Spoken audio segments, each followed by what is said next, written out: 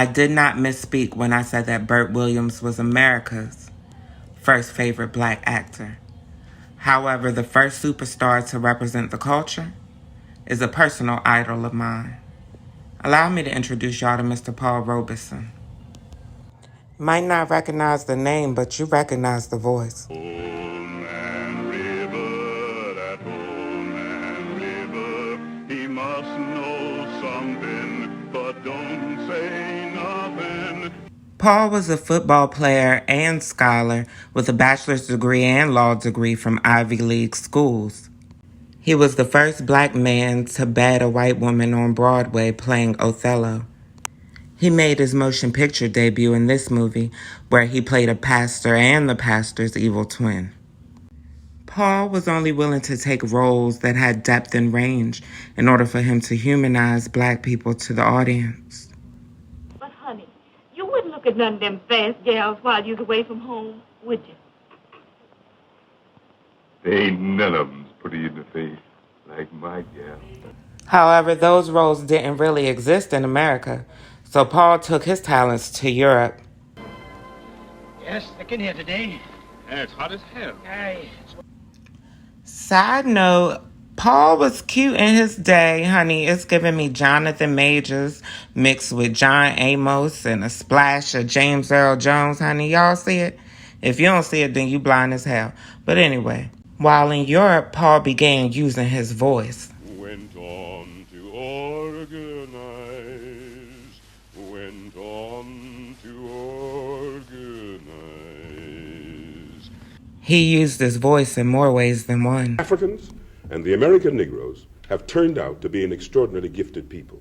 The great tragedy is that by not making us full-class citizens as yet in America, they may be losing, I don't know how much yet. That's all. And to come back, I would say that unquestionably, I am an American, born there. My father slaved there. Upon the backs of my people was developed the primary wealth of America, the primary wealth. You have to have accumulated wealth to start, to build. You did it another way here in Australia. You had to build your accumulated wealth too. You just came and took it, you know what I mean? And that's what they did in most of the countries. That's what you Europeans did. You just took it. We got to catch up with you a little bit.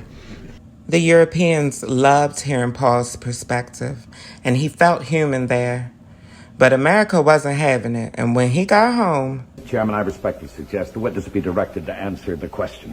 You are directed to answer the question. I invoke the Fifth Amendment and forget it. I respectfully suggest the witness be directed to answer the question whether, if he gave us a truthful answer, he would be supplying information which might be used against him in a criminal proceeding.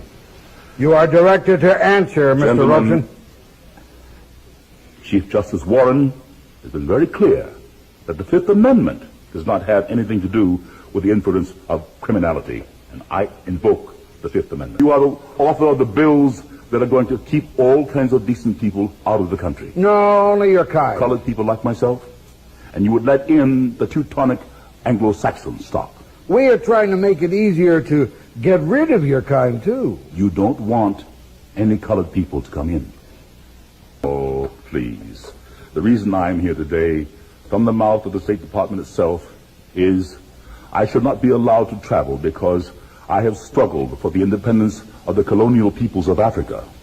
The other reason I'm here today, again, from the State Department and from the record of the Court of Appeals, is that when I am abroad, I speak out against injustices against the Negro people in this land. That is why I'm here.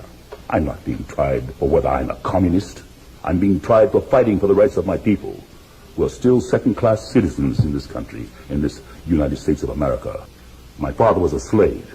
I stand here struggling for the rights of my people to be full citizens in this country. You want to shut up every Negro who has the courage to stand up and fight for the rights of his people, for the rights of workers. America did not want Paul singing his song of freedom. They revoked his passport, which didn't allow him to go back to Europe and share the plight of the black man. They also blackballed him from Hollywood, as if they're attempting to erase him from history. There's even theory that the CIA poisoned Paul to shut him up. When looking up Paul Robeson's poisoning, I came across an article from Australia. But when I click on the link, the article is no longer available. I can do a video on this if you all like. I recommend that we continue sharing Paul's story so that he's never forgotten. Thank you, Paul Robeson, for inspiring me and many others.